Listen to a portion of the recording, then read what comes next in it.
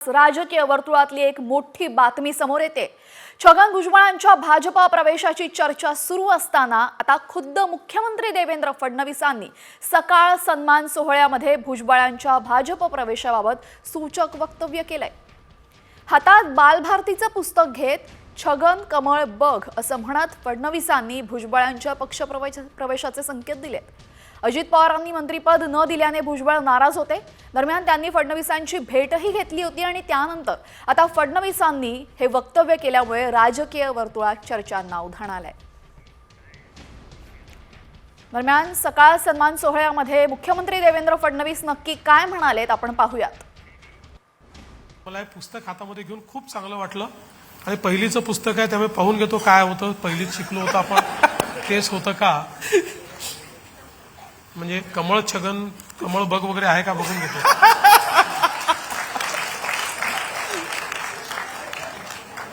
खूप जुनी योजना होती, किती जुनी योजना होती बघा। मला हे पुस्तक हातामध्ये घेऊन खूप चांगलं वाटलं आणि पहिलीचं पुस्तक आहे त्यामुळे पाहून घेतो काय होतं। पहिलीच शिकलो होतं आपण, तेच होतं का, म्हणजे कमळ छगन कमळ बघ वगैरे आहे का बघून घेतो।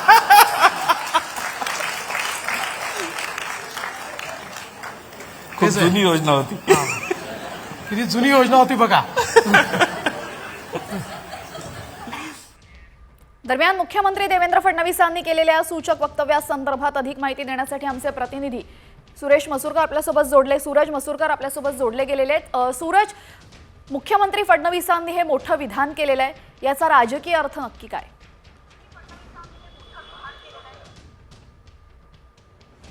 आज सकाळ सन्मान सोहळा होता आणि त्याच दरम्यान मुख्यमंत्री देवेंद्र फडणवीस यांनी या कार्यक्रमाला हजेरी लावलेली होती आणि त्याच कार्यक्रमात मुख्यमंत्री देवेंद्र फडणवीस यांनी एक मोठं विधान केलेलं आहे। कुठेतरी छगन भुजबळ हे भाजपमध्ये येणार असल्याच्या चर्चा रंगलेल्या होत्या आणि आज मुख्यमंत्री देवेंद्र फडणवीस यांनी जे विधान केलेलं आहे ते एक स्पष्ट संकेतच दिलेले आहेत की छगन भुजबळ कुठेतरी भाजपमध्ये प्रवेश करणार आहेत। कारण ज्या वेळेस मंत्रिपदाचं वाटप झालं होतं, सत्ता आली होती, त्यामध्ये कुठेतरी छगन भुजबळ यांना डावलण्यात आलं होतं। अजित पवारांवरती छगन भुजबळ नाराज होते, त्यांनी स्पष्ट तसं सांगितलं देखील होतं। मात्र आता त्यानंतर छगन भुजबळ हे कुठेतरी भाजपच्या वाटेवर आहेत अशा चर्चा रंगल्या होत्या आणि आज खुद्द मुख्यमंत्री देवेंद्र फडणवीस यांनीच तसे स्पष्ट संकेत दिलेले आहेत की छगन कमळ बघ, आता बघूया पुढे काय होतं, असे काही ते स्पष्ट संकेत दिलेले आहेत मुख्यमंत्री देवेंद्र फडणवीस यांनी। त्यामुळे कुठेतरी आता राजकीय वर्तुळात चर्चा रंगलेली आहे की काही दिवसांपूर्वी छगन भुजबळ जे नाराज होते अजित पवारांवरती, कुठेतरी भाजपच्या वाटेवर जाणार आहेत का छगन भुजबळ, भाजपमध्ये पक्षप्रवेश करणार का? कारण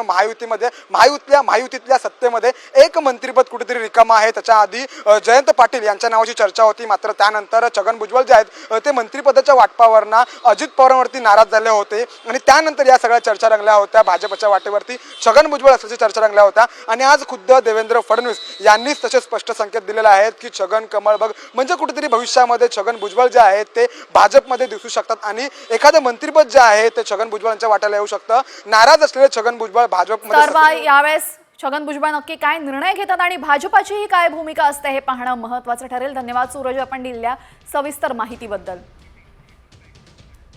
तर राष्ट्रवादी अजित पवार गटाचे नेते छगन भुजबळ आणि राष्ट्रीय स्वयंसेवक संघाचे माजी सरकार्यवाहक भैयाजी जोशी हे एकाच मंचावर आल्याचं पाहायला मिळालं। नांदूर मध्यमेश्वर मधील पुरातन श्रीराम मंदिराच्या जीर्णोद्धार कार्यक्रमामध्ये भुजबळ आणि भैयाजींनी हजेरी लावली होती। तर मंत्रिपद न मिळाल्यामुळे नाराज असलेले भुजबळ भाजपामध्ये प्रवेश करणार असल्या चर्चा सुरू असतानाच हे दोघेही एकाच मंचावर आल्यामुळे पुन्हा एकदा राजकीय वर्तुळात चर्चांना उधाण आलंय। आता बातमी आहे मुख्यमंत्री देवेंद्र फडणवीसांनी केलेल्या एका मोठ्या घोषणेची। मुंबई आणि नवी मुंबई नंतर आता पालघर जवळ सुद्धा तिसरं एअरपोर्ट होणार असल्याची घोषणा मुख्यमंत्री देवेंद्र फडणवीसांनी केलेली आहे। सकाळ सन्मान कार्यक्रमामध्ये मुख्यमंत्र्यांनी ही मोठी घोषणा केली आहे। मी माननीय प्रधानमंत्री महोदयांना विनंती केली होती की आपण अनायसे रेक्लेमेशन करतोय तर या पोर्ट सोबत एक एअरपोर्ट केलं पाहिजे। मुंबईला तिसऱ्या एअरपोर्टची गरज आहे। हा जो सगळा वसई विरार डहाणू परिसर आहे, हा वाढता परिसर आहे, प्रधानमंत्र्यांनी त्यालाही मान्यता दिली, त्यामुळे तिसरं एअरपोर्ट देखील त्या ठिकाणी होणार आहे। आपली जी बुलेट ट्रेनचा स्टॉपही त्या ठिकाणी आहे, त्यामुळे एक मोठी इकोसिस्टम ही त्या ठिकाणी आपण तयार करतो। आणि याच कार्यक्रमात बोलत असताना मुख्यमंत्र्यांनी लाडकीमुळे कोणत्याही योजना बंद होणार नसल्याचं स्पष्ट केलेलं आहे. पण ज्या अपात्र आहेत त्यांना यापुढे लाडकी बहीण योजनेचा लाभ मिळणार नसल्याचं सुद्धा मुख्यमंत्र्यांनी स्पष्ट केलंय. आता काल परवाच तीर्थदर्शनमध्ये अनेक ट्रेन गेल्या, बौद्धगयाला गेल्या, राम जन्मभूमीला, तिकडे अयोध्येला ट्रेन गेल्या आणि इकडे बातम्या छापून येतात बंद झाली. असं काही ते बंद करण्याचं कारण नाही आहे. दुसरं, शिवभोजन थाळी देखील आम्ही बंद करणार नाही. त्यामुळे या दोन्ही योजना बंद झाल्या वगैरे ही चुकीची माहिती आहे. आम्ही चालवणार आहोत.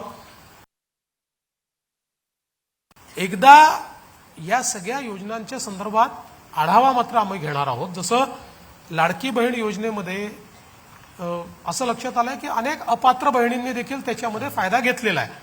साधारणपणे 10 लाख, 12 लाख, 15 लाखापर्यंत देखील आकडा हा जाऊ शकतो. त्यातल्या अनेक बहिणींनी स्वतःहून आता ते सोडणं सुरू केलेलं आहे. आम्ही जे अपात्र आहेत त्यांना मात्र आम्ही आता यापुढे देणार नाही.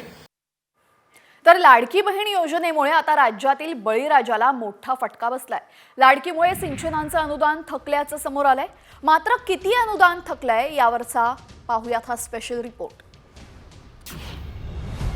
लाडक्या बहिणींमुळे बळीराजा दुर्लक्षित.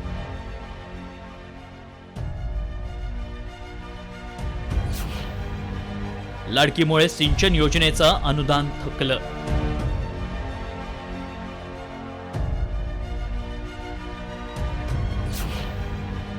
निधीच नसल्याची अधिकाऱ्यांचीच कबुली. विधानसभा निवडणुकीत महायुतीला यश मिळवून देणाऱ्या मुख्यमंत्री माझी लाडकी बहीण योजनेनं राज्याचं एकूणच आर्थिक गणित बिघडवून टाकल्याचं चित्र आहे. दर महिन्याला दिल्या जाणाऱ्या सन्मान निधीनं सरकारी तिजोरीवर अतिरिक्त भार पडतोय. यामुळे अनेक योजनांवर परिणाम झालाय आणि त्यातून बळीराजाही सुटलेला नाही. मराठवाड्यात शेतकऱ्यांना मिळणारं 152 कोटी 71 लाखांचं अनुदान थकलंय. एकट्या छत्रपती संभाजीनगर जिल्ह्यातल्या शेतकऱ्यांचं 5 कोटी 60 लाखांचं अनुदान थकलंय. अनेक शेतकरी पदरचे पैसे करून ठिबक सुरू करतात, मात्र त्या शेतकऱ्यांच्या खात्यातही अनुदान जमा झालेलं नाही. मराठवाड्यातील कोणत्या जिल्ह्यात किती अनुदान थकलंय त्यावर एक नजर टाकूया. छत्रपती संभाजीनगर 84 कोटी 99 लाख थकीत. जालना 47 कोटी 50 लाख. बीड 20 कोटी 22 लाख. एकूण थकीत अनुदाने 152 कोटी 71 लाख रुपये. निधीच नसल्यानं शेतकऱ्यांना पैसे द्यायचे तरी कुठून, असा सवाल कृषी विभागाला पडलाय. 23-24च्या लाभार्थ्यांची 152 कोटी अनुदान मागणी होती. त्यापैकी 2 दिवसापूर्वी आपल्याकडे 59 कोटी हे प्राप्त झालेले आहेत. या व्यतिरिक्त अजून आपल्याकडे 94 कोटींची मागणी आपल्या विभागांमध्ये अप्राप्त आहे. सदरचे लाभार्थी हे सन 23-24चे असल्यामुळे जिल्ह्यामध्ये सतत लाभार्थ्यांचा तगदा सुरू आहे की अनुदान न मिळाल्याबाबत. तर या अनुषंगाने आम्ही निधी मागणी देखील केलेली आहे. तर त्या पद्धतीने जर लवकरच आम्हाला निधी प्राप्त झाला तर अनुदान त्वरित वितरित करता येईल. केवळ ठिबक सिंचनाचंच अनुदान नव्हे तर लाडक्या बहिणींमुळे राज्यातील कोणकोणत्या योजनेला फटका बसलाय तेही पाहूया. मुख्यमंत्री लाडकी बहीण योजना 46,000 कोटी. मुख्यमंत्री बळीराजा वीज सवलत योजना 14,761 कोटी. मुलींना मोफत उच्च शिक्षण 1,800 कोटी. मुख्यमंत्री युवा प्रशिक्षण 5,500 कोटी. मुख्यमंत्री अन्नपूर्णा योजना 1,300 कोटी. लेक लाडकी योजना 1,000 कोटी. मुख्यमंत्री वयोश्री योजना 480 कोटी. गाव तिथे गोदाम योजना 341 कोटी. शेतकऱ्यांसाठी राज्य सरकार खरं तर अनेक योजना राबवत असतं. मात्र लाडक्या बहिणींच्या मतांच्या महासागरात डुबकी मारल्यानं सध्या राज्यकर्त्यांना बळीराजाचा विसर पडल्याचं चित्र आहे. ब्युरो रिपोर्ट, साम टीव्ही. तर अशाच पद्धतीच्या मोफत योजनांवर सुप्रीम कोर्टानेही नाराजी व्यक्त केलेली आहे. अशा योजनांमुळे लोकांमध्ये काम करण्याची इच्छा राहणार नाही. मोफत रेशन आणि पैसे देण्याऐवजी लोकांना समाजाच्या मुख्य प्रवाहात आणा, जेणेकरून देशाच्या विकासामध्ये योगदान देऊ शकतील, असं सुप्रीम कोर्टानं सुनावलंय.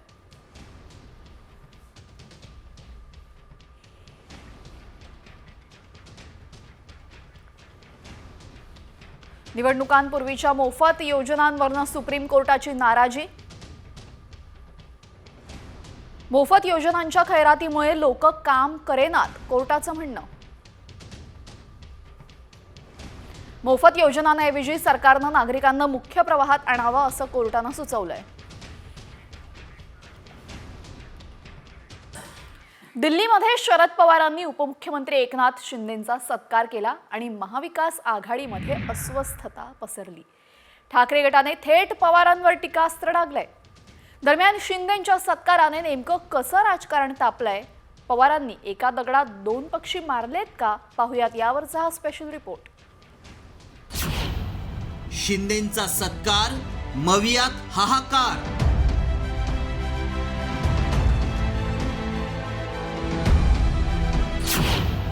पवारांकडून शिंदेंचं कौतुक, ठाकरेंचा संताप.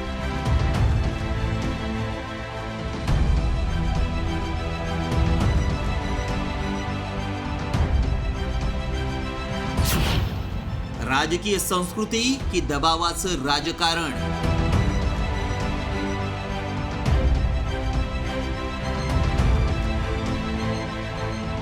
वेगवेगळ्या क्षेत्रामध्ये महाराष्ट्र पुढे कसं जाईल या प्रकारची काळजी त्यांनी घेतली. दिल्लीतल्या कार्यक्रमात शरद पवारांनी एकनाथ शिंदेंचं तोंड भरून कौतुक केलं आणि साहजिकच त्याचे तीव्र राजकीय पडसादही उमटले. एकनाथ शिंदेंनी महाराष्ट्राला दिशा देण्याचं काम केलं असं पवार म्हणाले आणि ठाकरे गट अस्वस्थ झाला. आणि अलीकडच्या 50 वर्षामध्ये नागरी प्रश्नाच्या संबंधी जाण असलेला नेता कोण याची जर माहिती घेतली तर कटाक्षानं एकनाथ शिंदेंचं नाव द्यावं लागेल. मग ते ठाणे असेल, ठाणे नगरपालिका असेल. जाहीर कार्यक्रमात थेट शिंदेंचं कौतुक केल्यानं ठाकरे गटानं थेट शरद पवारांवर निशाणा साधलाय. शिंदेंचा सत्कार म्हणजे शहांचा सत्कार असल्याची टीका राऊतांनी केली आहे. तर ठाकरेंनी अजितदादांचा सत्कार केला त्यावेळी आम्ही आक्षेप घेतला का असा सवाल करत शरद पवारांच्या राष्ट्रवादीनं पलटवार केलाय. ज्यांनी बाळासाहेब ठाकरेंची शिवसेना अमित शहाच्या सहकार्यानं तोडली आणि महाराष्ट्र कमजोर केला, अशांना आपण सन्मानित करता. त्याच्यामुळे मराठी माणसाच्या हृदयाला नक्कीच वेदना झाल्या असतील. आम्हाला तुमचं दिल्लीतलं राजकारण जे काय आहे हे आम्हाला माहीत नाही, आम्हाला राजकारण कळतं माननीय पवारसाहेब, पण आम्हाला सगळ्यांना या गोष्टीच्या महाराष्ट्राला नक्कीच वेदना झालेल्या आहेत. माननीय उपमुख्यमंत्री अजितदादा पवारांचं अभिनंदन करण्यासाठी माननीय शिवसेना पक्षप्रमुख उद्धवसाहेब ठाकरे गेले होते. तेव्हा राष्ट्रवादीच्या कुठल्याही नेत्यानं प्रेस घेऊन सांगितलं नव्हतं की माननीय उद्धवसाहेबांनी हे अभिनंदन करणं टाळायला हवं होतं, कारण अजितदादांनी त्यावेळी पवारसाहेबांविषयी अशी विधानं केली होती. त्यामुळे मला वाटतं की या प्रत्येकच गोष्टीत राजकारण आणण्यापेक्षा याकडे राजकीय सुसंस्कृतपणाची एक महत्त्वाची गोष्ट म्हणून पाहिलं पाहिजे. राऊतांच्या पवारांवरील टीकेनंतर शिंदे गट आणि भाजपला आयतं कोलीत मिळालंय. पवारांची भूमिका पटत नसेल तर ठाकरेंनी महाविकास आघाडीतून बाहेर पडण्याची हिंमत दाखवावी असं थेट आव्हानच शिंदे गटानं दिलंय. आदरणीय पवारसाहेबांनी घेतलेली भूमिका जर संजय राऊतांना मान्य नसेल तर विचारा राऊतांना, महाविकास आघाडीतनं उभाटा बाहेर पडतंय का विचारा ना. म्हणा तुम्हाला नुसतं बोलण्यापेक्षा, बोलून तोंडाची वाफ घालवण्यापेक्षा तुम्हाला नाही ना भूमिका पटत, महाविकास आघाडीचे मुख्य नेते आहेत ना आदरणीय पवारसाहेब, पडा तिथनं बाहेर. काय उभाटाची अवस्था होती महाराष्ट्रात बघा म्हणावं. केंद्रातलं एनडीए सरकार नितीश कुमार, चंद्राबाबू आणि एकनाथ शिंदे यांच्या कोबड्यांवर आहे. मात्र तरीही राज्यात महायुतीची सत्ता आल्यानंतर भाजपकडून शिंदेंवर कुरघोडीचं राजकारण केलं जात असल्याची चर्चा आहे. त्यामुळे शिंदे नाराज आहेत. तर दुसरीकडे ठाकरेंकडून स्वबळाचा नारा देत महाविकास आघाडीत दबावाचं राजकारण केलं जातंय. नेमकं हेच हेरून पवारांनी दिल्लीत शिंदेंचा सत्कार केलाय का असा प्रश्न उपस्थित होतोय. याबरोबरच पवार शिंदेंची ही कृती सुसंस्कृत राजकारणाचं कारण आहे की दबावाचं राजकारण, याकडे देशाचं लक्ष लागलंय. ब्युरो रिपोर्ट, साम टीव्ही न्यूज. तर पवारांनी शिंदेंचा सत्कार केला आणि त्यामुळे मोठं राजकारण रंगलेलं आहे. दरम्यान यामध्येच आता शिंदेंची प्रतिक्रिया सुद्धा समोर येते. माझ्यावर टीका करणाऱ्यांकडनं पवारांचा अपमान होतोय आणि टीका करणाऱ्यांचं मानसिक संतुलन बिघडलंय असा थेट घणाघात एकनाथ शिंदेंनी केलाय. विरोधकांना मोदी शहा द्वेषानं पछाडलंय असं म्हणत टीकाकारांना विधानसभेत जागा दाखवल्याचं सुद्धा शिंदे म्हणतायत. साहित्यिकांना दलाल म्हणून संबोधलं, त्यांचाही अपमान केला आणि या देशाचे ज्येष्ठ नेते शरद पवार साहेब आतापर्यंत त्यांना वंदनीय होते. माझा सत्कार केल्यानंतर ते त्यांचाही अपमान केला आणि म्हणून ही जनता जी आहे उघड्या डोळ्याने पाहते. आम्ही आरोपाला आरोपाने उत्तर देणार नाही, कामातून उत्तर देणार. तर आता शिंदे गटाचे नेते उदय सामंत आणि खासदार नरेश म्हस्के यांनी दिल्लीमध्ये पवारांची भेट घेतलेली आहे. दिल्लीमध्ये राजकीय घडामोडींना वेग आला असून कालच पवारांच्या हातून शिंदेंचा सत्कार करण्यात आला. त्यावेळी शिंदे पवारांनी एकमेकांचं तोंड भरून कौतुक केलं होतं आणि आज शिंदेंचेच नेते पवारांच्या भेटीला पोहोचलेत. त्यामुळे आता चर्चांना उधाण आलंय. चंद्रशेखर बावनकुळेंनी महाविकास आघाडीला डिवचलेले आम्ही पराभवातून शिकलो मात्र जिंकलो आणि महाविकास आघाडीने 90-90 घेऊन युती केली आणि 90 घेतल्याने मवियाची युती तुटली असा खोचक टोला बावनकुळेंनी लगावलाय. युती नाही केली, आम्ही होशामध्ये युती केली. म्हणजे नाना पटोले साहेबांनी 90 घेतल्या, तिकडे जयंत पाटील साहेबांनी 90 घेतली, तिकडे संजय राऊतच्या टीमनी 90 घेतली. आता 90 मध्ये युती त्यांची बरोबर झाली नाही. आमची युती एकनाथ शिंदेची, आमची सर्वांची युती घोषात केली आम्ही आणि त्यामुळे आमची युती टिकली. आमच्या युतीला प्रचंड मत मिळाले, योग्य मॅनेजमेंट केलं, बूथ मॅनेजमेंट केलं, व्यवस्थित काम केलं. त्यामुळे आता ते पिसाळलेले आहे. तुम्ही काही त्याच्यासोबत जास्त लागू नका. आता बातमी आहे शिवसेना आणि कोकणाच्या राजकारणाची. कोकण आणि शिवसेना पक्षातील नात्याला आता घर लागलेली आहे. कोकणात ठाकरे गटाला धक्क्यावर धक्के बसतायत. त्यातच आता ठाकरेंना राजन साळवींनी नवा धक्का दिलाय. त्यावरनं आरोप प्रत्यारोप तर रंगलेच आहेत आणि याच आरोप प्रत्यारोपांवरचा हा स्पेशल रिपोर्ट. कोकणात उद्धव सेनेला धक्का. साळवींचा ठाकरेंना जय महाराष्ट्र. कोकणात शिंदेंचं ऑपरेशन टायगर.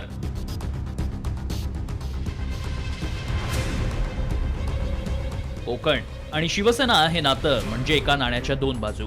मात्र सध्या याच कोकणात उद्धव ठाकरेंच्या सेनेला धक्क्यावर धक्के बसताना पाहायला मिळतात. त्यातच आता माजी आमदार राजन साळवींनी ठाकरे गटाला जय महाराष्ट्र करण्याचा निर्णय घेतलाय. त्यामुळे राजन साळवी हे शिंदे गटात प्रवेश करण्याची शक्यता वर्तवली जात असताना मंत्री उदय सामंतांनी एक सूचक संकेत दिलेत. तर उपमुख्यमंत्री एकनाथ शिंदेंनीही साळवींच्या निर्णयाचं स्वागत केलंय. रोज पक्षप्रवेश सुरू आहेत. तुम्हाला अपेक्षित असलेला एक पक्षप्रवेश उद्या देखील होणार आहे महाराष्ट्रामध्ये. नाही कोकणात मी तुम्हाला जो अपेक्षित असलेला एक पक्षप्रवेश उद्या देखील होणार आहे. त्याच्यामुळं 15 तारखेला माझ्याकडे शिंदेसाहेब आभार दौऱ्यासाठी आहेत, तेव्हा देखील काही प्रवेश होणार आहे. जे लोक येतील त्यांचं स्वागतच आहे, कारण गेल्या 2.5 वर्षामध्ये बाळासाहेबांच्या, आनंद दिघे साहेबांच्या विचारांच्या शिवसेनेमध्ये आमदार, खासदार, नगरसेवक, जिल्हा परिषद अनेक नेते शिवसेनेमध्ये दाखल झाले, शिवसेनेमध्ये सामील झाले. त्यांना बाळासाहेबांच्या विचारांची शिवसेना पुढे न्यायची आहे, वाढवायची आहे. तर आधी भाजपमध्ये प्रवेश करायला म्हणणाऱ्यांना शिंदे गटात प्रवेश करावा लागतोय हे दुर्दैव असल्याचा टोला ठाकरे गटानं लगावलाय. आम्हाला फार त्याच्यामध्ये काय नवल नाही वाटली, पण कीव करावीशी वाटते. राजन साळवींची पराभवाच्या विधानसभेमध्ये पराभव झाल्यानंतर दुसऱ्या दिवशीपासून त्यांनी अनेक बैठका घेतल्या. त्या प्रत्येक बैठकीमध्ये आपल्याला भाजपमध्ये जायचं आहे, देवेंद्र फडणवीस साहेब आम्हाला हे देणार ते देणार असं सांगत होते. त्या भाजपाला सोडून आता त्यांना शिंदे गटामध्ये जावं लागतंय. हे त्यांचं दुर्दैव आहे. खोदा पहाड निकला चुवा तशा पद्धतीची परिस्थिती झालेली आहे. कोकण आणि शिवसेना हे जिव्हाळ्याचं नातं मानलं जात होतं. मात्र शिवसेनेतील फुटीनंतर कोकणात ठाकरे गटाला घरघर लागली आहे. शिवसेनेतील फुटीनंतर ठाकरे गटाकडे भास्कर जाधव, राजन साळवी आणि वैभव नाईक हे 3च आमदार उरले होते. मात्र लोकसभा निवडणुकीत कोकण ठाकरेंच्या हातातून पुरतं निसटलं. रत्नागिरी सिंधुदुर्ग मतदारसंघात नारायण राणेंकडून विनायक राऊतांचा पराभव झाला. तर रायगडमध्ये अनंत गीतेंचा सुनील तटकरेंकडून पराभव करण्यात आला. लोकसभेनंतर विधानसभा निवडणुकीत कोकणात राजन साळवी, वैभव नाईकांसह दिग्गजांना पराभवाचा झटका बसलाय. तर कोकणात ठाकरे गटाचे भास्कर जाधव हे एकमेव आमदार निवडून आले. आता कोकणात ठाकरे गटाला गळती लागली असताना राजन साळवींनीही सेनेला जय महाराष्ट्र केलाय. त्यामुळे ठाकरे कोकणात पक्षाला लागलेली गळती रोखण्यासाठी कशी रणनीती आखणार आणि आगामी जिल्हा परिषद पंचायत समिती निवडणुकीत पक्ष सोडून गेलेल्यांना कसा धडा शिकवणार याकडेच लक्ष लागलंय. ब्युरो रिपोर्ट, साम टीव्ही.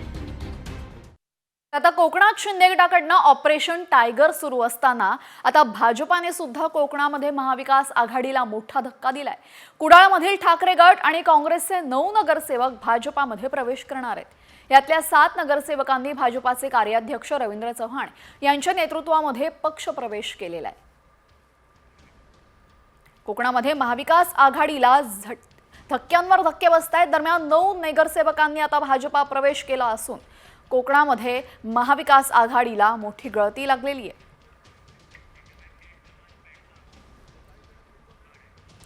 तर महायुती अंतर्गत धुसफूस असल्याची चर्चा असतानाच दमानी यांनी राजकीय भूकंपाचे संकेत दिले. हा राजकीय भूकंप कधी होणार? फडणवीस आणि दादा शिंदेंना दूर लोटत आहेत का? पाहुयात या संदर्भातला स्पेशल रिपोर्ट. फडणवीस दादांची जवळीक वाढली.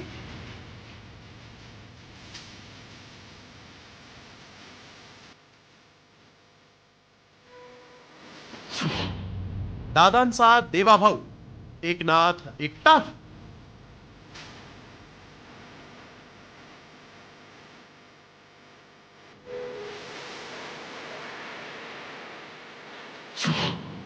दोन महिन्यात होणार राजकीय भूकंप.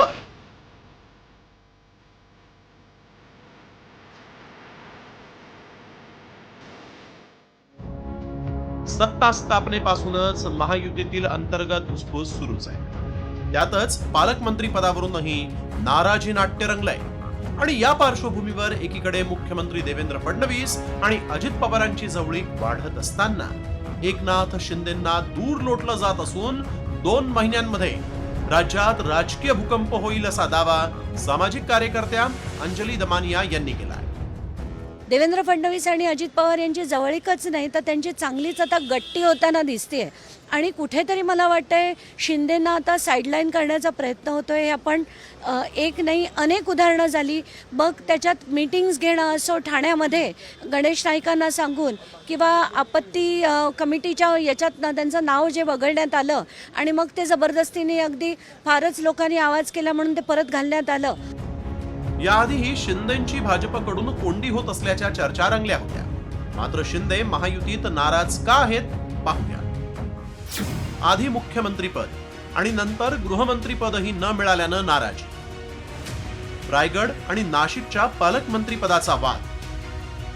शिंदे गटाच्या मंत्र्यांचे पीए ओएसडींच्या नियुक्त्या रखडल्या. एसटी महामंडळाच्या अध्यक्षपदी प्रशासकीय नेमणूक. मुख्यमंत्र्यांकडून शिंदेंच्या काळातील फ्लॅगशिप योजनांना ब्रेक. आपत्ती व्यवस्थापन समितीतून आधी वगळलं नंतर समावेश. फक्त दमानियांच्याच दाव्यामुळेच नाही तर पालकमंत्री पदावरूनही महायुतीत वाद असल्याचं खुद्द उपमुख्यमंत्री एकनाथ शिंदेंनीच अप्रत्यक्षपणे मान्य केलंय. रायगडचा जो आहे जिल्हा आणि नियोजन त्या संदर्भात बैठक झाली. पालकमंत्र्याचा वाद देखील लवकर मिळेल. मुख्यमंत्री देवेंद्र फडणवीस आणि अजित पवार वेगवेगळ्या कार्यक्रमाच्या निमित्तानं एकत्र दिसून येत आहेत. तर उपमुख्यमंत्री एकनाथ शिंदे मात्र वेगवेगळ्या कारणानिमित्त मुख्यमंत्री देवेंद्र फडणवीस आणि अजित पवारांसोबतच्या बैठका आणि कार्यक्रमांना गैरहजर राहत असल्याची चर्चा आहे. एका मंत्रिमंडळाच्या बैठकीला अनुपस्थित, एका कॅबिनेटला ऑनलाईन उपस्थित. दादांच्या उपस्थितीतील ठाणे मुंबई डीपीडीसी बैठकीला अनुपस्थित. आपत्ती व्यवस्थापन समितीच्या बैठकीला अनुपस्थित. भाजपकडे 132 तर अजित पवारांकडे 42 आमदार आहेत. एकनाथ शिंदेंकडून केलं जाणारं दबावाचं राजकारण पाहता मुख्यमंत्री फडणवीस हे अजित पवारांसोबत जुळवून घेण्याची शक्यता अधिक आहे. शिंदेंच्या वाढत्या दबावापुढे न झुकता मुख्यमंत्री देवेंद्र फडणवीस अजित पवारांना सोबत घेऊन शिंदेंना दूर लोटणार की शिंदेंनाही सोबत ठेवून महायुती आणखीन मजबूत बनवणार हे पाहणं महत्त्वाचं ठरणार आहे. ब्युरो रिपोर्ट, साम टीव्ही न्यूज. तर भुजबळ आणि वसंत मोरेंनी आता तानाजी सावंतांना टोले लगावलेत. आमदारांची मुलं कुठे जातील याचा काही पत्ताच नाही. माझा मुलगा कुठे गेला यासाठी मी मोहळांना फोन लावणार होतो असा टोला यावेळेस मोरेंनी लगावलाय. गेल्या गेल्या पोटात गोळा येतो पोरग घरी नसलं की, म्हणून मी काल म्हणलो रात्री 12 वाजता अण्णांना फोन लावणार होतो की अण्णा माझं बी पोरग नाही आहे, काय करता येईल का बघा म्हणून कुठं. पण म्हटलं आपली काय एवढी ऐपत नाही, 78 लाखाची पोरग आपलं 2 व्हीलरवरतीच गेलेलं होतं जेवायला, ते आलं 12 वाजता आलं ते. त्यामुळं मला वाटतं की हे चुकीचं आहे. असा जर पायंडा पडत गेला तर मला वाटतं की प्रत्येक राजकीय नेता हा अशाच प्रकारे तानाजी सावंतांचं श्रेय घेऊन आपल्या मुलांसाठी किंवा इतर घरातल्या कुठल्या माणसांना शोधण्यासाठी संपूर्ण यंत्रणा मार्गी लावा. पंकज भुजबळ आमदार, आम्ही काल वाट बघतो त्यांची, एवढ्याला कुठे गेले पत्ताच नाही. कुठेतरी कुठे गेले सांगा तर खरं. आजकाल आमदारांच्या मुलांना कोण कुठे जाईल कोण कुठे जाईल काही पत्ताच लागत नाही. थोडक्यात कुणीतरी मला सांगितलं की नाही ते कुठच्या तरी मंदिरात केलेलं आहे. मग म्हटलं काय नाही, बाकी पंकज भुजबळ कुठे नाही सापडले, कुठल्या तरी मंदिरामध्ये नक्की सापडणार तुम्हाला. बातमी आहे कोकणातून. सिंधुदुर्ग जिल्ह्यामध्ये 3 राणे निवडून आले, त्यामुळे कोकणात मुसलमानांनी मस्ती करण्याचा प्रयत्न करू नये असा इशारा आमदार निलेश राणेंनी दिलाय. झाराप इथं पर्यटकाला झालेल्या मारहाणीच्या निषेधार्थ भावई मंदिरामध्ये महाआरती करण्यात आली. तसंच निलेश राणेंच्या नेतृत्वाखाली झाराप भावई मंदिरापर्यंत भव्य रॅली काढण्यात आली होती. सिंधुदुर्गातील झाराप 0 पॉइंट इथं दोरीनं बांधून पर्यटकाला मारहाण केल्यानंतर निलेश राणे आक्रमक झाले.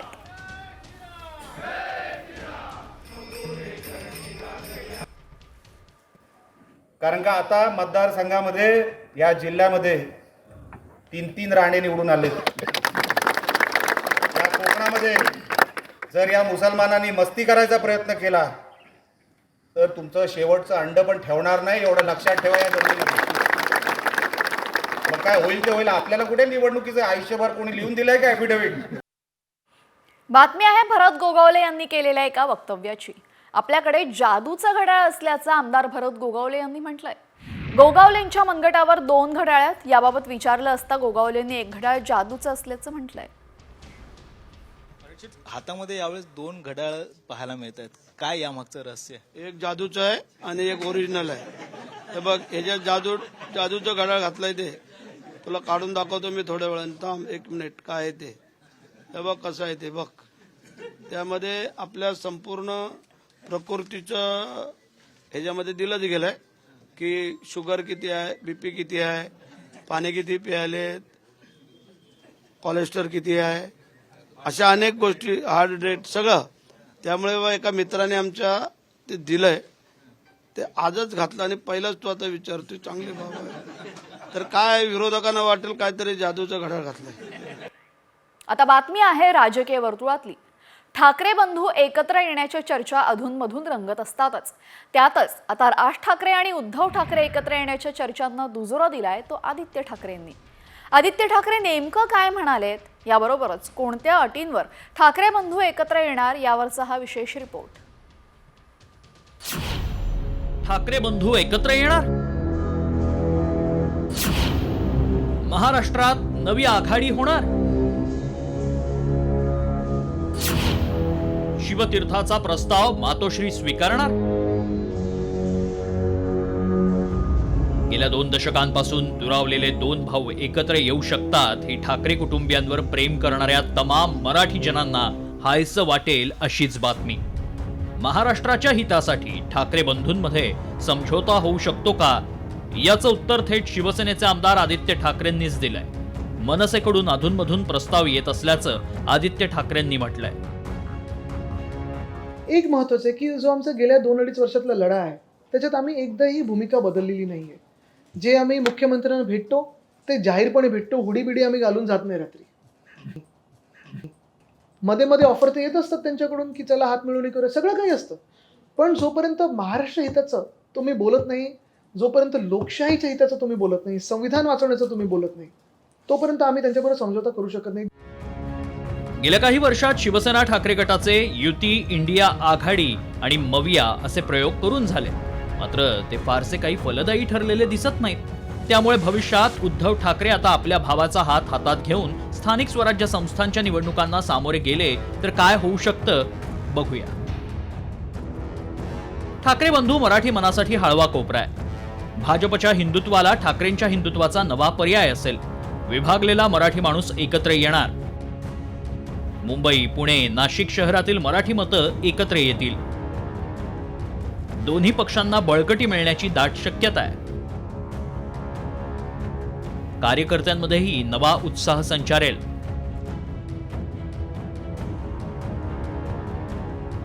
विधानसभेच्या निकालानंतर राज ठाकरेंनी उद्धव ठाकरेंवर एका शब्दानंही टीका केलेली नाही. त्यानंतर खुद्द मनसेच्या प्रस्तावाची आदित्य ठाकरेंनी दिलेली थेट कबुली आणि म्हणूनच मराठी जनांच्या मनात इतक्या वर्षांपासून असलेली इच्छा ठाकरे बंधू पूर्ण करणार की मनसेचं इंजिन पुन्हा दुसऱ्याच स्टेशनवर जाणार हे बघणं औत्सुक्याचं असेल. ब्युरो रिपोर्ट, साम टीव्ही. बातमी मंत्री धनंजय मुंडेंसंदर्भात. मंत्री धनंजय मुंडेंचा पाय आता आणखीन खोलात जाणार आहे. याला कारण म्हणजे उपमुख्यमंत्री आणि बीडचे पालकमंत्री अजित पवारांनी थेट बीडच्या जिल्हाधिकाऱ्यांची भेट घेतली.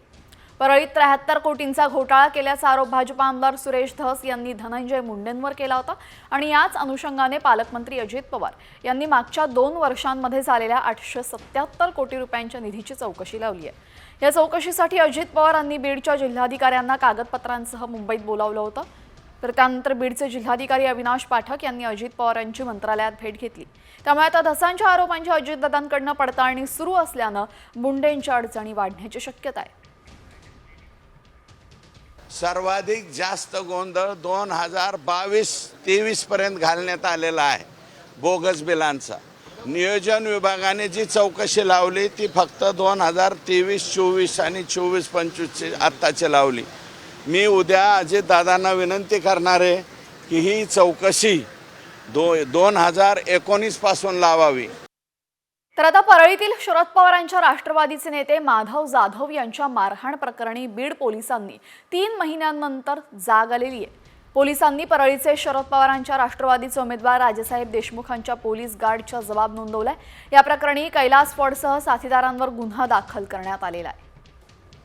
विधानसभा निवडणुकीच्या काळात माधव जाधव यांना बँक कॉलनी परिसरामध्ये कैलास फड आणि त्याच्या साथीदाराने मारहाण केली होती. विशेष म्हणजे काही दिवसांपूर्वीच कैलास फडवर सुद्धा हवेत गोळीबार केल्याप्रकरणी गुन्हा दाखल करण्यात आला होता आणि आता त्याला अटक सुद्धा झालेली. ॲडव्होकेट माधव जाधव यांच्या बाबतीमध्ये कशा प्रकारचं वर्तन त्या ठिकाणी केलं जातंय. अगदी त्यांना म्हणजे बॉडीगार्डला सुद्धा चुटकी वाजवून, पोलिसांना चुटकी वाजवून हे कोणाच्या जीवावरती हे लोकांनी केलेलं आहे आणि परत त्यांना मारहाणसुद्धा केली. आणि या प्रकाराचा फटका महायुतीला बीड जिल्ह्यातल्या इतर 5ही मतदारसंघात बसला आहे. ॲक्च्युअल तत्कालीन SP-नी, कलेक्टरांनी लगेच त्याच्यावरती गुन्हा दाखल करायला पाहिजे होता, परंतु 82 दिवस उजाडलेत. पोलीस प्रशासनाकडून एवढीच अपेक्षा आहे की या गुन्ह्याचा तपास व्यवस्थित करावा. दोषारोपपत्र म्हणजे जे वास्तव जे काही घडलंय ते सर्व दोषारोपपत्रामध्ये सामील करून त्यातले जे काही मोबाईल वगैरे ज्यांनी व्हिडिओ शूटिंग केलेले होते ह्या घटनेचे ते मोबाईल त्यांनी जप्त करावेत, त्यांचा CDR वगैरे. तर परळीमध्ये कैलास फडसह त्याच्या साथीदारांवर गुन्हा दाखल झाल्यानंतर सामाजिक कार्यकर्त्या अंजली दमानिया यांनी पोलिसांचे आभार मानले. परळी विधानसभा निवडणुकीमध्ये गौडबंगाल झाल्याचं स्पष्ट झाल्याचंही त्यांनी म्हटलंय. तर परळीत पुन्हा मतदान करण्याची मागणी सुद्धा दमानियांनी केलेली आहे. मला असं वाटतंय की ECI-कडे जेवढे व्हिडिओज आहेत त्या सगळ्यांवर कारवाई व्हायला हवी आणि खरं तर ही कारवाई झाल्यानंतर इलेक्शन कमिशननी ही निवडणूक पुन्हा एकदा लावावी म्हणजे खरं परळीत काय चित्र आहे ते स्पष्ट चित्र बाहेर येईल आणि धनंजय मुंडे यांचा दणदणीत पराभव होईल. तर आता महादेव मुंडे हत्या प्रकरणी भाजपाचे आमदार सुरेश धस यांनी मोठा गौप्यस्फोट केलाय. महादेव मुंडेंच्या हत्या प्रकरणामध्ये आकाचा संबंध असल्याचा आरोप धसांनी केलाय. 100% आकाचा संबंध आहे. ज्यांनी महादेव मुंडेंना मारलंय त्यांचे ज्यांनी मारलेले ज्या गुंडांनी ते गुंड आकाच्या मुलाच्या बॉडीगार्ड म्हणून फिरवत होते आत्तापर्यंत. मग आता ते बॉडीगार्ड कुठे गेले अचानक? आकाच्या मुलाच्या अवतीभोवती ते नाही आहेत आणि तेच आरोपी आहेत. ते आरोपी पकडले पाहिजेत. सरपंच संतोष देशमुखांच्या हत्येचा गुन्हा दाखल असलेल्या सुदर्शन घुलेच्या अडचणीत वाढ झालेली आहे. कारण सुदर्शन घुलेवर आता खंडणीचाही गुन्हा दाखल करण्यात आलाय. केज न्यायालयाने सुदर्शन घुलेल्या खंडणी प्रकरणामध्ये 2 दिवसांची पोलीस कोठडी सुनावली असून आवादा एनर्जी पवनचक्की प्रकल्प चालकाकडनं 2 कोटींची खंडणी मागितल्याप्रकरणी त्याच्यावर गुन्हा दाखल झालाय. सुदर्शन घुलेवर सध्या संतोष देशमुखांच्या हत्येप्रकरणी मकोकाही लावण्यात आलाय.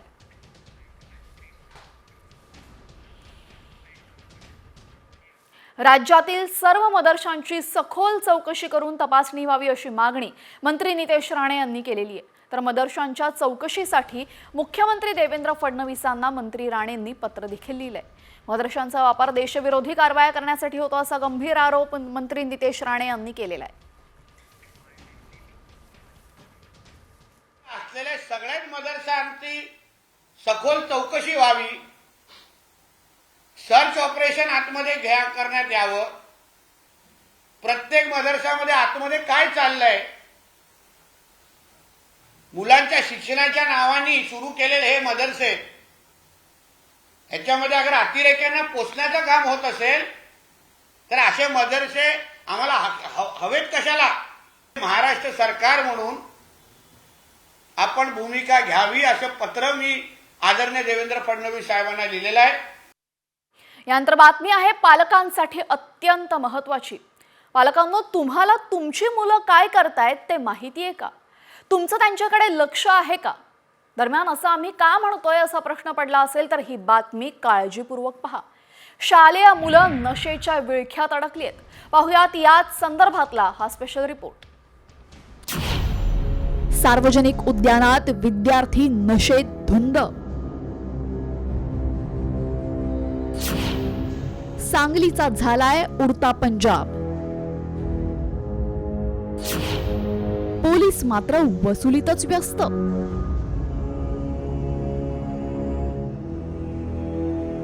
सार्वजनिक उद्यान म्हणजे लहान मुलांचं खेळण्या बागडण्याचं ठिकाण.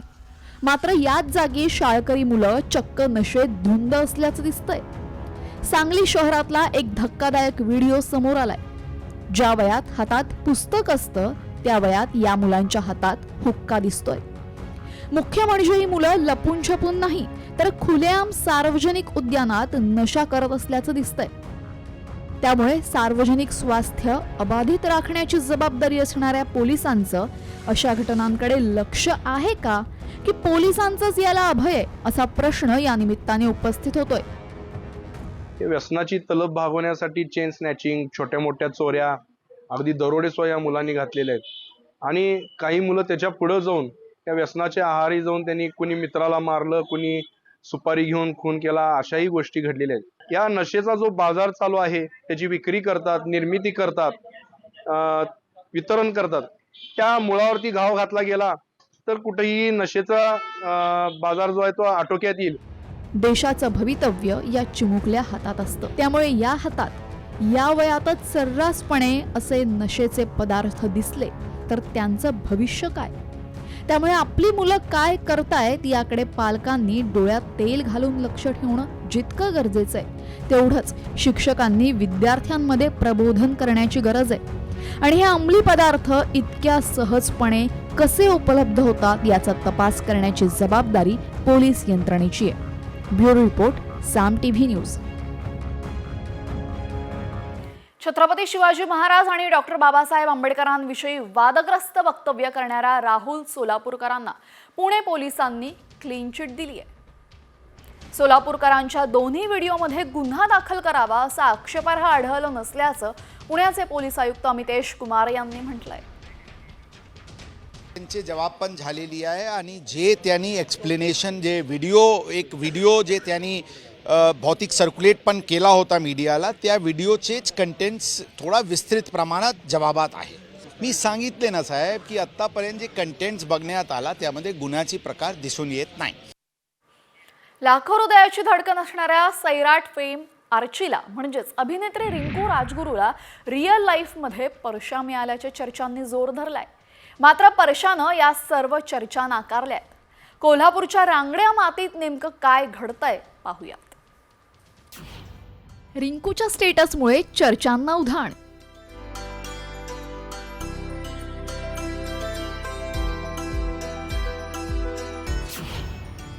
आधी फोटो आणि आता स्टेटसची चर्चा.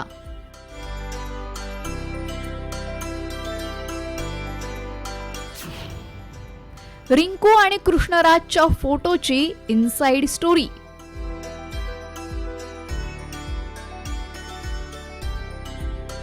सैराट चित्रपटातील आर्ची म्हणजेच रिंकू राजगुरू सध्या एका वेगळ्याच कारणामुळे चर्चेत आली आहे.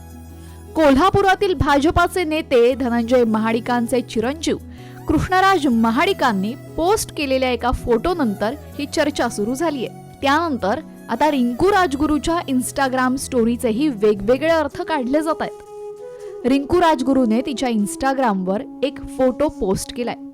या फोटोमध्ये ती पंजाबी ड्रेसमध्ये दिसते. तिच्या कपाळावर कुंकू दिसतंय. विशेष म्हणजे तिच्या कपाळी अर्धचंद्राच्या आकाराची लाल रंगाची टिकलीही दिसतेय. रिंकू राजगुरू या फोटोमध्ये नजर खाली झुकवलेल्या स्थितीत आहे. तिच्या याच सूचक स्टेटसची सध्या सगळीकडे चर्चा रंगली आहे. दरम्यान याआधी कृष्णराज महाडिक यांनी 10 फेब्रुवारी रोजी रिंकू सोबतचा महालक्ष्मी मंदिरातला फोटो पोस्ट केलेला. अखेर या फोटो मागची इनसाइड स्टोरी आता समोर आलेली आहे. स्वतः कृष्णराज यांनी साम टीव्हीला ही माहिती दिली आहे. मी ठरवूनच भेटलो होतो, परंतु आम्ही मंदिराच्या दर्शनासाठी पण एकत्रच गेलो होतो. पण त्या फोटोचा जो वेगळा अर्थ काढला चाललाय ह्याच्याबद्दल मी बोलतोय. आणि ते कदाचित माझ्या रिसेंट व्लॉगमध्ये माझ्या लग्नाची चर्चा झाली होती, त्यामुळे काही लोकांना वाटत असेल. पण आम्ही चांगले फ्रेंड्स आहोत, त्या पलीकडं आमच्यामध्ये काही तसं नाही आहे. त्यामुळे मी सगळ्यांना फक्त एवढंच रिक्वेस्ट करत आहे की आपण तसं काही समजून घेऊ नका. फेब्रुवारी महिना सुरू आहे आणि व्हॅलेंटाईन डे अगदी तोंडावर आहे. अशातच कोल्हापूरच्या रांगड्या मातेत रिंकू आणि कृष्णराजच्या फोटोमुळे चर्चा झाली नसती तर नवलच. मात्र कृष्णराजनं या सगळ्या शक्यतांवर पडदा टाकलाय. त्यामुळे महाडिकांच्या कृष्णाची राधा त्यांना लवकरच सापडेल अशी अपेक्षा चाहत्यांनी व्यक्त केली आहे. ब्युरो रिपोर्ट, साम टीव्ही न्यूज. इंडियाज गॉट लेटंटचे वादग्रस्त भाग कॉमेडियन समय रैनानं यूट्यूबवरून हटवले. समय रैनानं ट्विट करत ही माहिती दिली असून रणवीर अलाहाबादियाच्या अभद्र वक्तव्यानंतर सायबर सेलनं इंडियाज गॉट लेटंटचे वादग्रस्त भाग हटवण्याचे आदेश दिले होते. त्याच पार्श्वभूमीवर समय रैनानं हा निर्णय घेतला असून लोकांना हसवणं हाच आपला उद्देश असल्याचं रैनानं म्हटलेलं आहे. तसंच तपास यंत्रणांना सहकार्य करणार असल्याचं आश्वासन सुद्धा त्यानं दिलेलं आहे. यानंतर बातमी आहे एका व्हायरल मेसेज संदर्भातली. लग्न करणाऱ्यांसाठी महत्त्वाची. कारण तुम्हाला जर लग्न करायचं असेल तर सिबिल स्कोर आता चांगला ठेवावा लागेल, नाहीतर लग्नाला मुलगी मिळणार नाही असा दावा करण्यात आलाय. खरंच या दाव्यामध्ये तथ्य आहे का याची आम्ही पडताळणी केली. त्यावेळेस काय सत्य समोर आले पाहूयात. सिबिल खराब, लग्नास मुलींचा नकार. कर्जाचे हप्ते थकल्यानं मुलांची लग्न रखडली. व्हायरल मेसेज मागचं सत्य काय?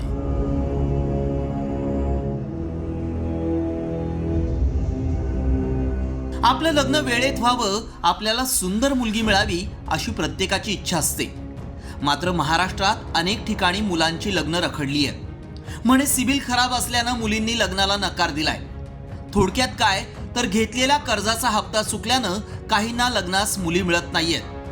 होय, हे आम्ही म्हणत नाही, तर तसा मेसेज व्हायरल होतोय. या मेसेजमध्ये काय दावा केलाय पाहूयात. सिबिल खराब असल्यामुळे अनेकांच्या घराचं स्वप्न तुटल्याचं तुम्ही पाहिलं असेल किंवा ऐकलं असेल. मात्र महाराष्ट्रात सिबिल खराब असल्यानं अनेकांना मुलींनी लग्नास नकार दिलाय. मात्र सिबिल काय आहे हे आधी आपण जाणून घेऊया. कर्ज घेण्यापूर्वी सिबिल तपासला जातो. बँका ग्राहकांच्या क्रेडिटची माहिती ब्युरोकडे पाठवतात. सिबिल क्रेडिटशी निगडीत CIR जारी केला जातो. ग्राहकांना एक क्रेडिट स्कोअर दिला जातो.